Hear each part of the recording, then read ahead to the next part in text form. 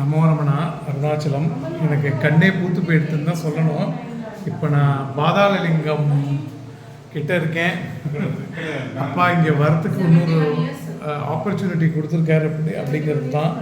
அதாவது முக்தி நினைக்க அருள் அருணாச்சலம் முன்னிடவே அப்படின்னு சொல்லிட்டு அந்த அருணாச்சலத்தை வேண்டிண்டாக்க ஆத்ம விசாரம் தானாக ஏற்படும். ஆத்ம விசாரம் ஏற்பட்டாக்க அருணாச்சல பக்தி ஏற்படும்.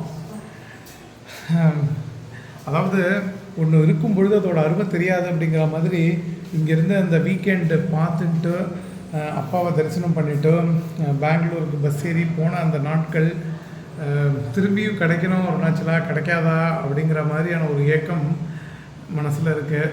எல்லாம் அப்பாவோட அனுகிரகம். எனக்கு இன்றைக்கி ஆனந்தமாக, அதாவது எதுவுமே வார்த்தையே வரலை. இன்றைக்கி கோவிலும் கொஞ்சம் ரொம்ப தை வெள்ளிக்கிழமையாக இருந்தாலும் ரொம்ப கும்பல் இல்லாமல் இருக்கிறதுனால நான் இங்கே அப்பாவோட சன்னதியில் என்னால் இது பண்ண முடியாது. பாதாளலிங்கத்தில் இருக்கேன். அருணாச்சல சிவம் அருணாச்சல சிவா அருணாச்சல சிவா அருணாச்சலா. நான் போய் அதை பாதாளலிங்கம் பார்த்துட்டு, ஏன்னா இந்த சன்னதியில் என்னால் கடந்து போக முடியல.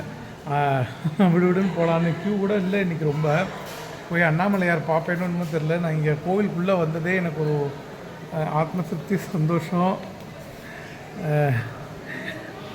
அப்பாவுக்கு கண்டிப்பாக தன்னை அதாவது காந்தம் இரும்பு போல் கவர்ந்தனை விடாமல் கலந்தனோடு இருப்பாய் அருணாச்சலான்னு அப்பா நம்ம எல்லாரையும் அப்பாவுக்குள்ள அருணாச்சலத்தில் தான் வச்சுட்டுருப்பார். என்ன தான் நம்ம சொன்னாலும் எல்லா இடத்துலையும் அப்பா இருக்கார், அருணாச்சலம் இருக்கார், அதெல்லாம் நம்ம சொல்கிறோம். ஆனால் அந்த நம்மளுடைய ஸ்திதிக்கு, அஞ்ஞான ஸ்திதிக்கு நம்ம பாரத புண்ணிய பூமியில் அதுவும் இந்த மாதிரி ஸ்தலங்களில் ஆத்ம விசாரம், இன்றைக்கி ரமணாசிரமம் போனேன் சாயந்தரம், ஆத்ம விசாரம் கை கூடுறது அது மாதிரி வேறு எங்கேயுமே கை கூடுறதில்ல அப்படின்னு தான் சொல்லணும். நமோ ரமணா.